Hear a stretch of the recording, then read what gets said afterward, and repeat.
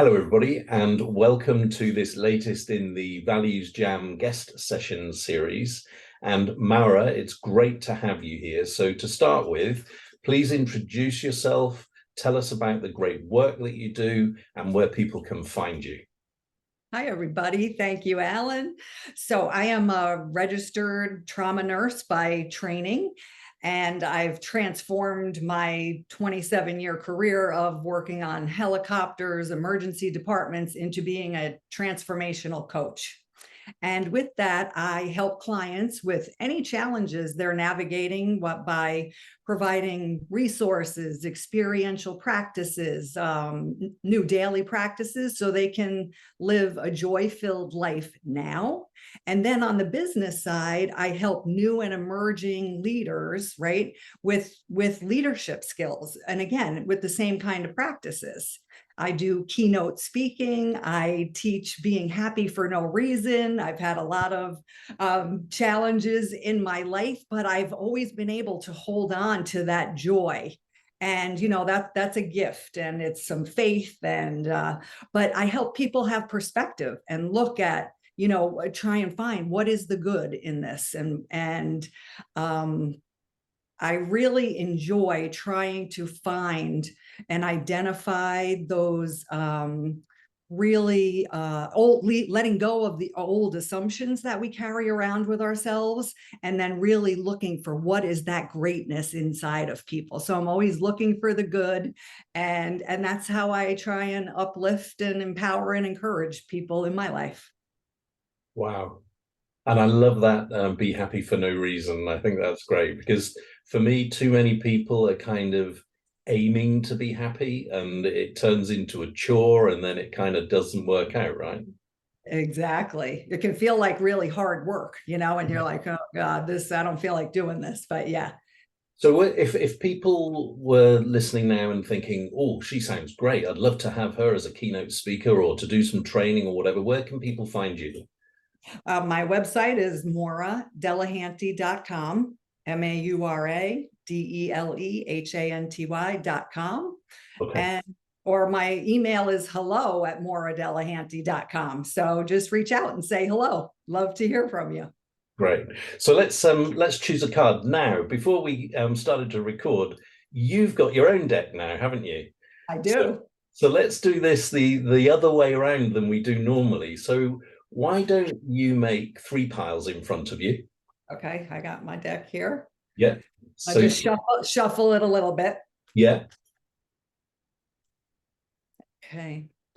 Three piles. They don't have to be the same size, any size you like. So I'd like pile number 3, please. Okay, pick the top one. No, take the pile in your hand. Okay. And how many cards are there in that pile, roughly? Yeah, like 25-ish. So choose a number between 1 and 25, Maura. Okay, 13. 13 from the top. Okay. This is fun. Usually it's the other way. I have to do all the work. Love this. Oh, Friendship. friendship. Okay, so I know that the first question on the back of the card is, what does friendship mean? What does it mean? And what does it look, sound, and feel like to you? Oh, such a great topic. I am blessed to have a circle of friends that have carried me, trusted me, been mad at me, you know, love me, share things with me. I love that that honest connection that we can make, and sharing our life experiences, and, you know, really understanding what the challenges and struggles and what the wins are also, and sharing all of that with my friends. Yeah, and I think what's coming through immediately for me here is how close friendship is kind of everything all in, no matter what it is. You know, like you say, the ups and the downs, and no filter, actually. When you've got proper friendship, it's like there's true acceptance for anything. Yes. And like when you showed the card, I felt really warm, actually. And friendship is I've got the word soft in my head for some reason. I'm not sure why, because sometimes friendship can be quite hard, but it feels like a soft word. And I feel touch as well when I think about friendship. So it's, the arm around somebody, Yes. the hug with somebody. Yeah, what metaphors come to mind for you? So what images come to mind? What do you think of? As soon as I pulled the card, my smile just lit up, because I feel like you and I have been building a friendship over the past number of months, and that feels really good and warm also. So I thank you for that. And I think, like, when I don't get to see my family a lot and you don't get those hugs, that I get that love and affection and, physical touch from my friends, because that's who I happen to be, physically around. And I really couldn't live. I was with a group of friends the other night, and one of the girls said, "I don't know what I would do without this group." Like, we were really, in our presence, and really sharing some, things that are happening in all of our lives, and we really felt the connection there. So it's that presence, it's the connection, it is the hug, it is just feeling the support. Even recently, I was on a trip too with a bunch of girls, and I had a cranky moment, and I don't know why, but we were like hiking, and maybe I was tired. We were at elevation, so it could have been a bunch of things, because I usually am not, I don't feel that edge, but it was there.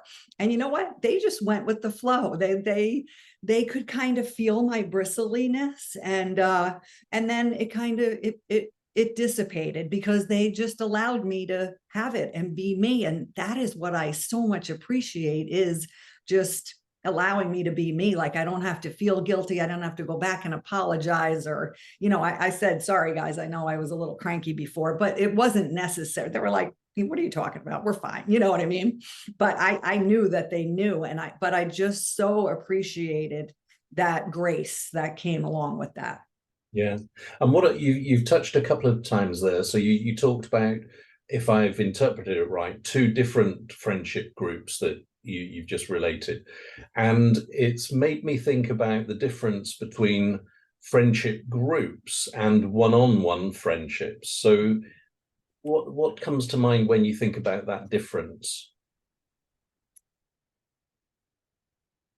So I think, one-on-one, I have the opportunity to get even deeper when we're sharing in that depth and breadth of friendship. And depending on who may be in the group, you may not go as deep, you know what I mean, as maybe new friends are evolving into that, or, such. But I really do, I love the depth and the ability to share my deepest, darkest, the secrets, the negative things that have happened along the way, that have actually turned into gifts, because they helped me be who I am today. And that actually translates into my coaching, because people are like, "Why, what makes you a good coach, or what gives you credibility?" Right? Well, if I told you my life story, you'd see, the traumas and dramas that have happened, and how I've been able to pull myself back up and still be happy for no reason. And that's kind of how I look for that. So I just try and bring the joy to that. And again, giving perspective to our daily lives, because we're only here for a short time, and it's later than we think. Yeah, yeah.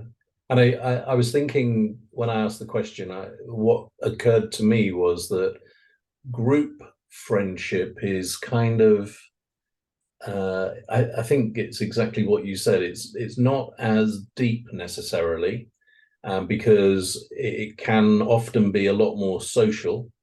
Mhm. Um, and so you're in a situation probably where you're having a good time all together. enjoying each other's company and, all of that sort of stuff. Whereas sometimes one-on-one is like that. But I'm just thinking about friends that I have where we have really deep, sometimes serious, sometimes fun conversations. So it strikes me as being a lot deeper, actually, and a lot more connected than when I think of me in a group friendship situation. Mhm. Yes. So what about, so if we go to the other side of this friendship coin, when have you noticed a lack of friendship?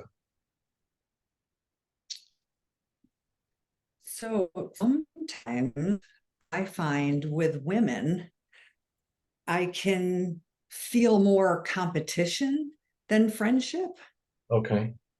which I find fascinating because I feel like I come into a room and I'm open and warm and making eye contact and introducing, but sometimes there can just be that feeling. And I try and again presence myself and just say that's just feelings. You don't have to get sucked into that, so to speak. And usually if you do make eye contact with a person and ask them about themselves, I can get past that feeling Yeah. of when I'm not feeling friendship, let's just say in the room or in the moment or whatever. And I have found that has always worked. If you ask somebody a question about them, like, have you done anything fun over the summer? Any travel? And it just clicks and changes that energy so that you're not feeling that negative thing. And it could be me projecting also, right? Sometimes Yeah. it's just centered fear because you're walking into a room with new people also. So Yeah. not to blame others because it sometimes could be me. Yeah. And then I have to take that deep breath and just say, it's okay. It's new, but it's okay. Yeah. Mine's what's jumped into my head. Oh, and by the way, when you're playing Values Jam, you'll probably experience this yourself.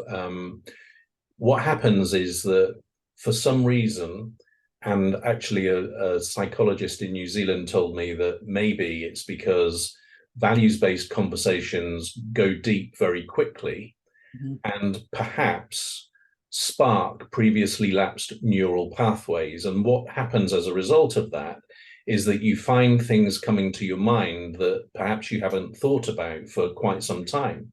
And you've just done it to me because immediately when I thought about a lack of friendship, I went back to 1981. And I was on so in this country at university, sometimes there's a 4-year course and 1 year is in industry. So, and that's what I did in hospitality management. So I was working for a year in a hotel and paid very little. I was positioned as a kind of trainee manager. So the frontline people didn't want to know me because as far as they were concerned, I was a manager, so really didn't want to be associated. The managers didn't want to know me really because I wasn't paid very much money and I could never afford to go out for beers with them and all of that sort of stuff. And they had their own little clique going on.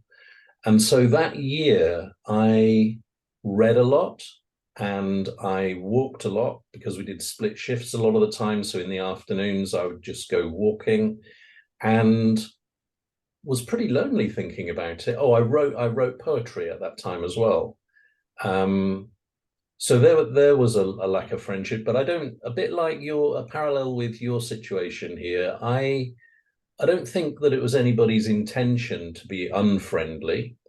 It was just that they had their own world and I wasn't part of it, and that was fine. And I actually sometimes quite enjoyed my own company, but I'm not sure that everybody would. So there, you're just giving me some thoughts there. Very interesting. And you remind me of like shifting that back to the business world for me. When I took over my first emergency department as a manager, in the beginning, right, I wanted people to like me. And I come to learn that I didn't come here to make friends. I came to make a difference, build a team, move from underperforming to high performing. And in the midst of doing that, you probably were not going to make a lot of friends. And that was a big lesson for me. And I had to hold my head up high and still hold the bar, right? Even though you wanted people to still like you. So there's that dichotomy that you're always challenged on that journey as well. And I did make friends along the way, of course, because that just happens, but it wasn't the goal. And I needed to understand that better in the beginning. It's a brilliant point, Maura, because I think I can relate to exactly to what you've said, and maybe most of us want to be liked, but when you're in a role of responsibility, you've got to perform as well, and you can't be people's best friends. And I think in some ways I draw a parallel with parenting, because again, I know some people who I'm thinking, you seem to want to be the best friend of your children, but actually your role is different to that, more difficult than that. And I certainly remember having those challenges in leadership roles where it was, I like this person, but I can't get too close to them, because if I have to make a decision that they're not comfortable with, then I have to be able to do that. So yeah, great point about the place of friendship in business. Also, just to add to that, I remember when I flew medevac, I was on the team. So, what you partnered with, I was a nurse, we had a paramedic and a pilot. And so you're on the team and you make friends in that role. And then I became the assistant chief flight nurse. So now, how about shifting from being friends to now I have to coach and counsel you? Yeah. One of the hardest moves I ever made. I did a lot of praying, like to just find the right words to say it in a way that I could be heard and not ruin the relationship that I had already built. Yeah. And it doesn't always work, because people want you to still treat them like when you were friends. Yeah. But when the role changes, I had to change too. And I found that to be one of the most difficult moments in my career path, actually. Yeah. How did you deal with that?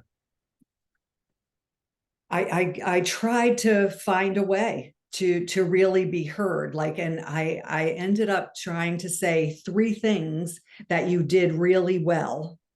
Right. And sometimes that is really hard to find. Sometimes it was hard to find one thing that you did really well when you had challenging workers. And then I would say, and here, are the things we're going to work on as we move forward this year, and really try and bring it in that way, more in a coaching, as opposed to only finding the things you didn't do well. Yeah. I'm thinking back. So the way that I used to deal with it, because I'm not in that situation so much anymore, doing kind of consulting work, but I used to make it very clear what my role was and what their role was and what the organization was all about, and in that way sought to separate it from the personal relationship between me and the other person. So I guess what I'm saying is to take a strong professional lens to be able to have those conversations and avoid as much as possible the personal stuff getting in the way. That's what I remember of how I tried to deal with it. Yes. But at the same time, it's like you want people to want to follow you as the leader. And so even if it's not a friendship, it has to be a strong, positive, emotional relationship. So I remember, for instance, in one hotel, one of the people that cleaned the bedrooms, there was a storm, and she walked 2 hours to get to work on time. Amazing. And I remember her saying, I couldn't let you guys down. And that's what you want to inspire in people, right? Yes. But without necessarily there being a friendship. So it's a tough call. Right. Yeah, because we're always looking for the people that have integrity, which that person demonstrated, right? And what an amazing thing. See, I can tell the opposite story. I commuted to work, it's snowing, it's a blizzard. I'm the leader director. I get up an hour early to get there in the snowstorm, and then everybody's coming in late. This is in the beginning in a broken, underperforming department. Yeah. And they're like, "Oh my God, how did you get here?" I said, I left early. It's snowing. We all knew the snow was coming. I said, this isn't a good, day for you to be late because the boss is here before you. You know what I mean? And just made it, light that day. But Yeah. the conversations got stronger as we moved forward. And I was kind of trying to lead the way, right? And demonstrate the behavior and show up also and Yeah. show them the way. So it was interesting. Yeah. Yeah. And then I'm thinking about there's another couple of risk areas in friendship. One is the lack of consistency. So if as a professional you have a friendship with one person but not a friendship with another person, then professionally the consistency piece has a question mark over it, either for real or just in perception of those people. So Yes. it's like then you start to be criticized as well. You've got favorites and all that sort of stuff, which again, you have no room for when you're in a professional role. So true. And I think just well, you had to demonstrate that over time. People are still going to talk about you and be jealous and all that behind your back. And again, it's staying above that fray, holding your head up high and being fair and equitable every single time, despite if they thought you were more friendly with this person, the results that provided to each one were the same. Mm, mm. And that became, and then they would come back around like, years in and say, you're tough, but you're fair. We have Yeah. to say that about you because, there's no trust in the beginning. And as you get to trust, then they would loop back around and tell you that. And you're like, yes, it's working, that because you're really trying to hold the line when you're changing the culture like that. Mm. So what's coming through now is how complex the word friendship is and where the lines are really blurred between what is friendship and what isn't and all of that sort of stuff. So I'm curious about your thoughts around, so what are the drivers for friendship? What creates friendship? Mm. Yeah, I would have to say for me, there's this real feeling of connection. Mhm. Sometimes it happens without many words. Sometimes it happens after a great conversation, with somebody that you may have thought you might not end up being friends with.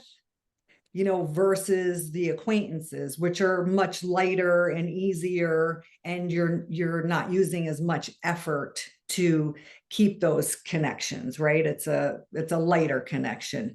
But the connection that I feel with my true solid band of friends is you'd take a bullet for them, right? You would jump in front of something to help them and show up no matter what. And I have that within my family. I have 4 brothers and a sister, and we're a tight clan as well, which I feel blessed to have that. And the circles go out and out from there. And it's interesting how over time and evolution, people move in and out of those circles based on life circumstances and changes and moves around the country or the world and job changes and families. But there's some that I grew up with and we don't talk for 5 or 6 months. When we pick up the phone, no time has gone by. We pick up right where we left off. The depth and breadth is still there, which fascinates me, and I love it so much.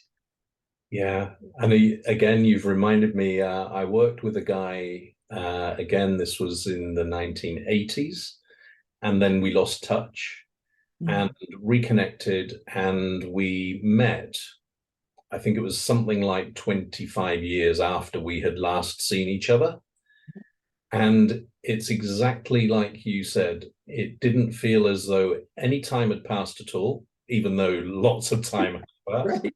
We obviously didn't know very much about what had happened in that time, but we spent just as much time talking about when we had worked together and that time as we did about what had happened to us in the interim.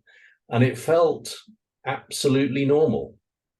And so that's another weird thing about friendship, is that it overcomes, you know, sometimes people say distance makes the heart grow fonder and stuff like that. But you'd think that if you don't see each other for 25 years, you'd think that there would be this dilution. But in some cases, that's absolutely not the case. And also, when you were talking again about friends, and then the rip, you know, it extends out and out and out. I was then thinking about, actually, I've got some friends who have never met each other, and I'm not sure they would get on, actually. Yes, that's so true. Like you're trying to put a party together and you're like, but I can't mix this group and that group. It just would never work. But there's other people you could sprinkle into each of those groups and they would be okay. Yeah. So what's that about? Because I was thinking, when you were talking about connection, I was thinking, yeah, and the way that you realize whether that connection is there or not is that you receive these signals, and it could be through a laugh, it could be through a comment, what somebody says, their point of view about something. And I think when you've got enough signals that have built up, it starts to tell you this is a potential friendship, or maybe not. Yes. And then you talked about effort as well. And I think that's a really important part of friendship. And I would add the word discretionary. So it's discretionary effort that forms a really important part of friendship, where you're willing, well, you, like you said, you'd step in front of something. So it's that kind of thing that is involved. But I've still got that question, what are the drivers? You know, because you say connection, but what actually creates the connection is where I'm trying to get really nitty gritty about it. Yes.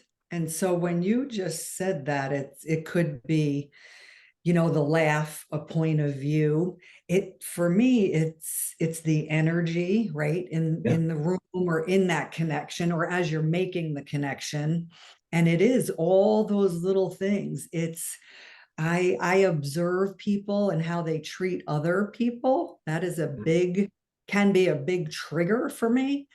And because I love kindness and caring, so I love to see that in people, and that is a big magnet for me, I would say.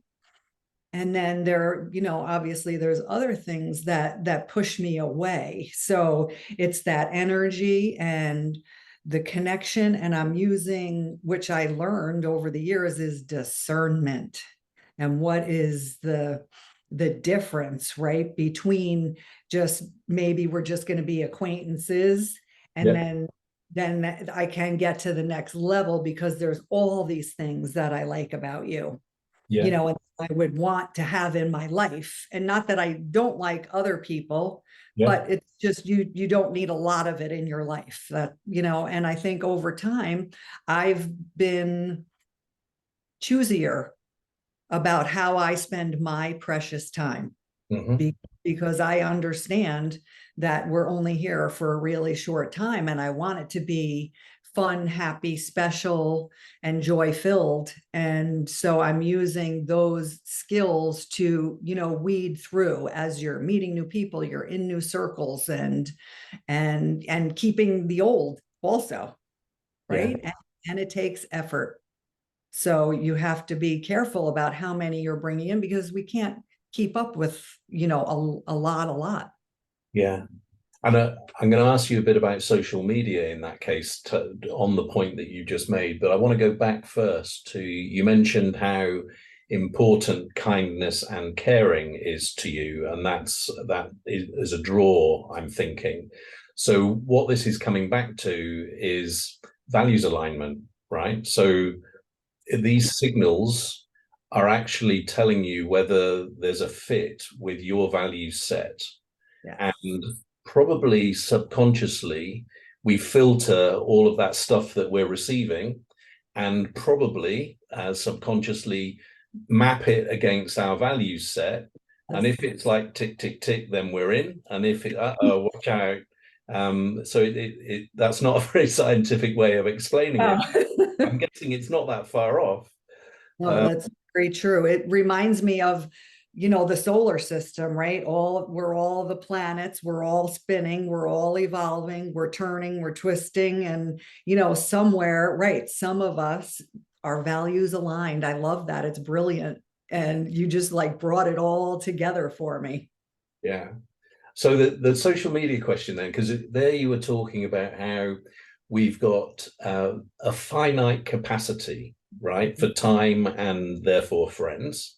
Yes. But social media obviously gives us the ability to engage with so many more people and any time. But my question is, what's your view of the ability to create real friendship in that medium as opposed to the real in-person world? I would have to say I have not created any real friendships via social media. Okay. I may have resurrected a few acquaintances, Yeah. right, over the years and back in high school. And also I feel like there was a reason we were left behind, right? And we didn't keep the relationship going. There was something, as I did all that filtering that, you kept moving. And so when social media first came out, right, it was like the big frenzy. You could be friends with thousands of people. And I didn't really buy into that. Grandchildren because they lived 1,000 miles from me. So my reasoning on there was different, and I've kind of maintained that actually. Yeah, and I think I'm sitting on the fence with this because I'm not really big on social media. However, since the pandemic, I think that uh, like vehicles like this, Zoom, have meant that I have actually, well, you mentioned the way we got introduced in the first place, and then the communications that we've had over the past few months. That's a really good example, actually, and I think that was an example of where it was impossible for us to meet in person. Pre-COVID, probably the relationship wouldn't have progressed at all. So true. Whereas with the medium of Zoom and Teams and all the rest of it, I feel that I have built strongish relationships. I'm hesitating because I don't know whether I would call them real friendships, but in time, I don't see why not actually. And there's actually a couple of people I'm thinking of that I've known online for probably a couple of years, and I'm really looking forward to the time when I do meet them, because I feel that probably I'm being a bit of a barrier, that it probably is a friendship already. It's just that I'm not regarding it as that because I'm a bit old-fashioned, but I can imagine meeting for the first time, big smiles, big hug, and then admitting, yes, it's a friendship.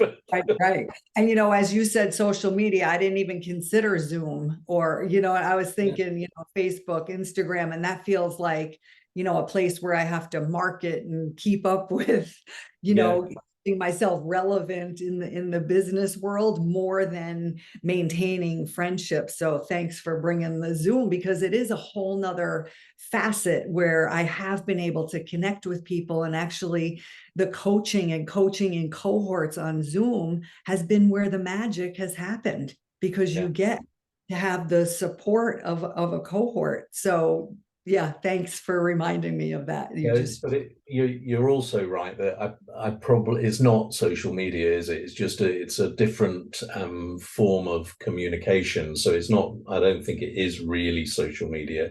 And on that, the some people, and I'm guessing that people say this to you as well, because I feel it from when we have calls. People say to me, I find it really easy talking to you over Zoom. Whereas some people seem kind of not really quite natural. mhm, Do you get that?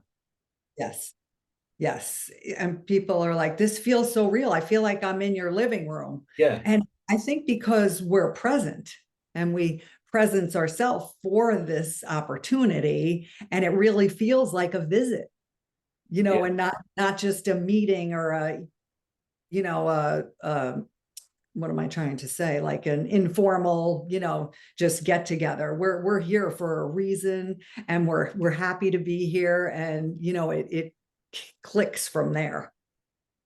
And you're making me think of two words actually. And it's really interesting what you just said, because I think that that is what it's about. And the two words are one that you've touched on, so presence. The other is authenticity. So it's just like, I'm here for you, and I'm me, and that's it. And if you think about friendship, it really is born on that foundation. Because if one of you isn't present, or if one of you is not really being yourself, then friendship isn't going to flourish, I don't think. 100%. You've got the two key ingredients right there. Mm. All right, now on Values Jam, there's a chance to ask your own invented question, Maura. So this is, what question would you like to ask us about friendship, beginning with who, what, why, when, where, or how?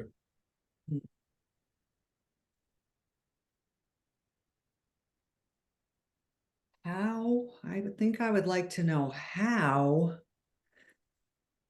do you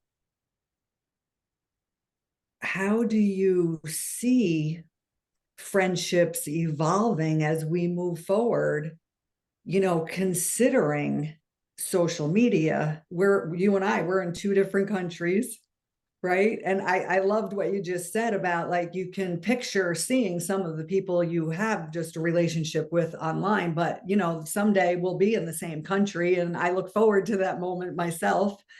But how do you see us evolving with friendships, with all that we have technologically and social media wise? You don't know what you're asking there, because No, I don't. I just made that up. yeah, well, I'm involved in a startup, which is a platform which enables people to connect, engage, and collaborate, taking the best of in-person, online, and virtual. And the reason that this came about was that we touched on it earlier. Before the pandemic, most people's paradigm was you have to be together at a given time to get stuff done. Mm-hmm. The pandemic then told us that that wasn't true.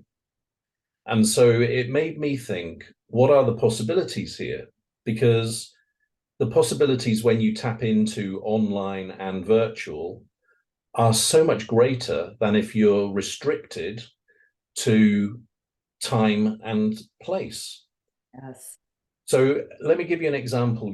Are you familiar with the green room concept in the music industry, where you Yes. just drop in, right? So imagine that on a technology platform, and imagine that we are now in the green room on this platform, which is called the fourth dimension, and we're having a chat. But also imagine that we are able to see the calling card of the people that have been in the green room before us, but are no longer here. And as a result of knowing that, we are able to make contact with them. And also, imagine being able to see the people that have booked to come into the green room at some time in the future, even though they're not here right now, and we're able to connect with them as well. So our hopes for this platform is that it can kind of make time less important and even irrelevant. So a long way to go. But I'm very hopeful actually about the answer to your question, because I think that instead of being restricted by a really small circle, actually the world is a big one, and we can allow people to explore and find people that they really want to be connected with. Wow. That's such a great answer. And it just makes me think of what the possibilities are in that room, because you'd never know who was just there, wants to show up. And the potential for that is tremendous. So I can't wait to hear more about that. Yeah, and imagine, we were talking about our values alignment. With AI, I'm not really a tech person, but imagine if you could throw into the green room your values set and ask it to match you with people that have been in the green room since it started and have made bookings and into the future. Wow, and that short circuits all of this stuff that we have to go through, making mistakes, speaking to people we didn't really want to. Exactly. Right. You just like brought me whoosh right to here. It's like, oh, you don't have to go through all that, filtering and filing and right. That sounds amazing. Yeah. The potential is huge. And all right, so and like you, I'm excited by that. But then there's a voice that says, yeah, but if it's that easy, it's going to be far less interesting, isn't it? Right. Or you're thinking, oh, somebody's probably already working on this too, or, yeah. Well, but no, I think there's a lot of potential there. I really do. And AI is adding a whole new layer, which I'm just starting to learn about. I really couldn't even speak comprehensively about it yet. But planning to take some classes on it, and I have a lot of curiosity. Yeah, I think that's the best word, because I attended a call the other day which was quite technical. And by the end of it, I realized that I know so little, and it's kind of such a big field.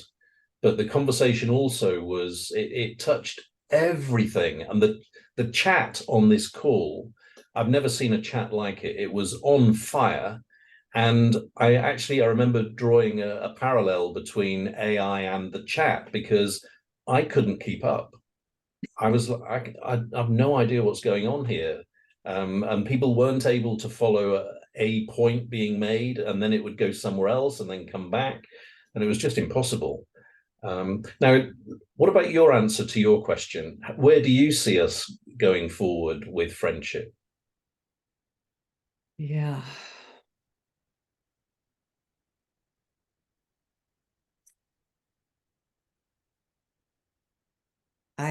My hope is that we make more and more great connections. And I do feel that, the technology is going to help us. I've got to tell you a little story. Over my years in the emergency departments, when I first got there, we were writing our documentation. Yeah. So I took these three departments from the written word to the electronic medical record. Okay. And this is like, nobody wanted change. Nobody wanted to do this. And so my theme was, we're going from the Flintstones to the Jetsons. Okay. You remember both those cartoons, right? And I loved the Jetsons. I loved that you could go in that little booth and they dress you, put your makeup on, did your hair, you were ready for the day, you flew in a car. And so, I made some fun out of that. But that's where I see the future going. We got to keep asking the questions and having the conversations and getting to the next level, which I don't even know what that level is, but I know it's out there, and you're, one of the many people working on that. So it's super exciting, and there's a lot of potential. Mm. Well, I think that's that thought of optimistic potential for the future is a good point to bring this Values Jam to a close now. And there's always a final question, which is, what are you encouraged to do differently about friendship as a result of this conversation? Great question. What am I going to do differently? I think I'm going to be less judgmental as I'm meeting new people and letting the filters be the filters, but be kind and caring about how I go about this. Okay. And when do you think you might have the first opportunity to put that into practice? I think tonight. Okay. I'm going out with a couple of girlfriends and Okay. into a new place, actually a comedy club. And I think it'll be an opportunity to meet new people, be in a different, scenario than we've ever been in. We've never done anything like this before. And it's, day one, step one. Why not try it tonight? Oh, that sounds good. I think mine is about I think next year I'm going to start thinking about ways in which I might make it possible to meet some people that I've not yet met in person. And it's sometimes, if you're not mindful of the opportunity, it can just pass and then you've missed it. Whereas with a little bit more foresight and a bit of planning and maybe a bit of adjustment and some communication, then perhaps it can become a reality rather than just a possibility. So that's what I'm encouraged to do differently. So to bring that more grounded, this week, I'm going to put some time on my calendar to think about those people that I've become closest to, that I haven't yet met, and consider what that might look like and where it might be that we could meet. I love that. And it's so thoughtful and, well thought out, where my answer just reminded me that I'm such like an ER nurse shooting from the hip, doing it tonight. And that's what makes this fun, is that we are different, but we are ourselves. And it doesn't matter when you decide to make the change, but just to have the awareness and be able to be open to that possibility. Yeah, and I think the combination is the best when you can have some structure and also the ability to shoot from the hip, right? And you've reminded me of a phrase. So I think it was an American business person, and they said the Brits in business, the Brits are good street fighters. It's just they don't know what street they're on. That's funny. I have not heard that. That's cute.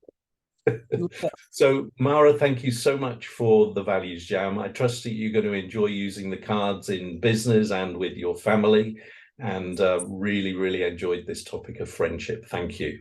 Me too. Great conversation. Thanks for including me, and have a great rest of your day. Talk soon. Cheers.